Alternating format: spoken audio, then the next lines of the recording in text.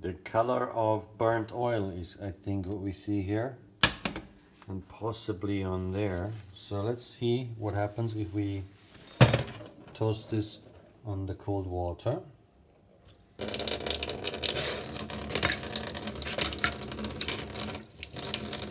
And if that does anything.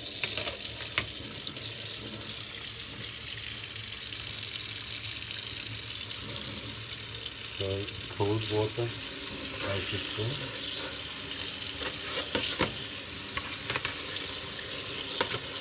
Okay, that's qualified.